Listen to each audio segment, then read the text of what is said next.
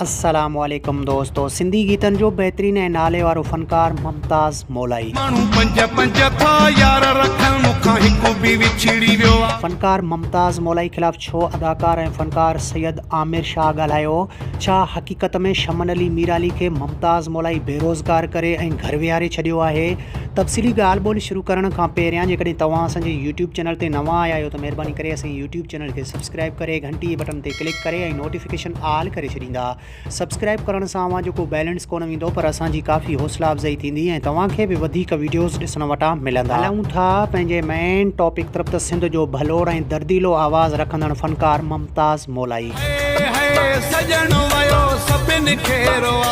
फ़नकार मुमताज़ मौलाई सभ खां पहिरियां हिकु बहितरीन शाइर हो ऐं पोइ पाण सां फ़नकारनि जो बेकार ऐं ग़लति रवैयो ॾिसी हिन फ़नकारी शुरू कई। आहिस्ते आहिस्ते हिन खे काफ़ी शोहरत मिली। जॾहिं मुमताज़ मौलाई फ़नकार थियो त वक़्त जा पुराणा फ़नकार हिन ते टोकींदा हुआ ऐं चवंदा हुआ त हाणे हीउ बि फ़नकार थींदो। आहिस्ते आहिस्ते रब जे फज़लो करम सां हिन खे काफ़ी मक़बूलियत मिली ऐं किंग ऑफ सिंध मुमताज़ मौलाई बणिजी वियो। हाणे काफ़ी पुराणा फ़नकार माण्हुनि खे पैसा ॾेई मुमताज़ मौलाई ख़िलाफ़ु घटि वधि वीडिया ठाराइनि था। उन मुतलिक़ त कंहिं ॿिए ऐं नेक्स्ट वीडियो में ॻाल्हाईंदासीं।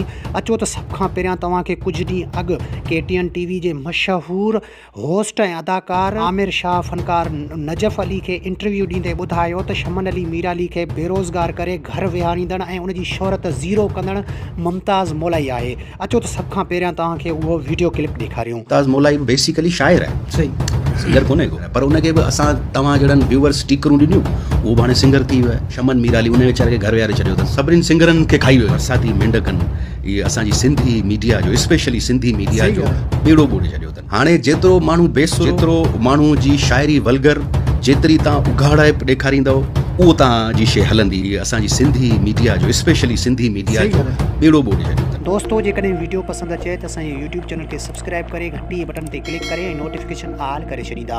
मिलंदासीं कंहिं नए वीडियो में। तेसिताईं अल्लाह हाफ़िज़।